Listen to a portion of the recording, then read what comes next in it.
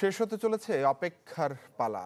আর কয়েক ঘন্টা বাদেই সেই মাহেন্দ্র খন কার হাতে উঠবে ৭৮তম কান উৎসবের সর্বোচ্চ পুরস্কার স্বর্ণপাম। আসরে অংশ নেওয়া বিভিন্ন দেশের সাংবাদিকদের কাছে এ নিয়ে ছিল প্রশ্ন, যেখানে এক একজন দিয়েছেন এক এক রকম উত্তর।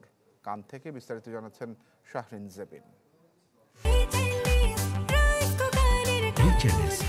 আস্থা ও নির্ভরতার প্রতীক।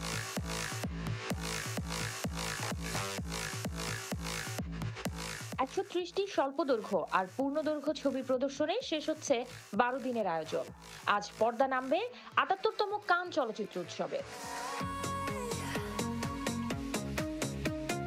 কান উৎসবের শেষ দিন মানেই আলোচনায় স্বর্ণপাম।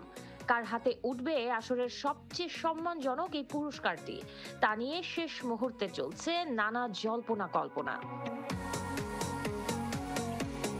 কেউ বলছেন সিরাত, কেউ বলছেন ডাই মাই লাভ, আবার কারো মতে ওমেন অ্যান্ড চাইল্ডের হাতেই উঠবে এবারের স্বর্ণপাম। আলোচনায় আছে case 137, the mastermind, two prosecutors. Die for love এই সিনেমাটি স্বর্ণপাম জেতার একটা সম্ভাবনা তৈরি হয়েছে, কারণ আমার কাছে ভালো লেগেছে এবং আমি অন্যান্য সাংবাদিকদের সাথে আলোচনা করে দেখেছি যারা আমাদের পেজ বক্সে বসে, তারাও এই সিনেমাটা নিয়ে ব্যাপক আশাবাদী। সিরাত নামে আরেকটা সিনেমা আছে, ওটা নিয়েও আশাবাদী। স্বর্ণপাম নিয়ে প্রশ্ন করতেই ভারতের এই দুই সাংবাদিক নিজেদের মধ্যে শুরু করে দিলেন আলোচনা।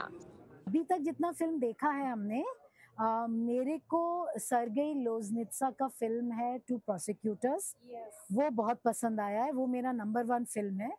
और एक और फिल्म जो मुझे पसंद आई है वो द साउंड ऑफ फॉलिंग है। व्हाट अबाउट यू प्रज्ञा? मेरे हिसाब से भी टू प्रोसिक्यूटर्स बहुत स्ट्रॉन्ग कंटेंडर है पैमाडोर के लिए। স্বল্পদৈর্ঘ্য বিভাগে স্বর্ণপামের দৌড়ে ১১ ছবির তালিকায় আছে বাংলাদেশের সিনেমা আলী। প্রথমবারের মতো কানের মূল প্রতিযোগিতায় স্থান পাওয়া এই ছবিটির পরিচালকের কাছেও প্রশ্ন ছিল, কে হাসবেন শেষ হাসি। I think every film is very strong and let's see কি হয়। নতুন এক ইতিহাস গড়ার অপেক্ষায় বাংলাদেশ। আজ ঘোষণা করা হবে ৭৮তম কান চলচ্চিত্র উৎসবের সর্বোচ্চ পুরস্কার জয়ী সিনেমার নাম, যেখানে স্বর্ণপামের জন্য লড়াই করছে বাংলাদেশের স্বল্পদৈর্ঘ্য সিনেমা আলী। কার হাতে উঠবে সিনেমার সর্বোচ্চ এই সম্মাননা, তা জানতে অপেক্ষা ছাড়া আর কোনোই উপায় নেই। শাহরিন জেবিন, চ্যানেল 24, কান ফিল্ম ফেস্টিভ্যাল, ফ্রান্স।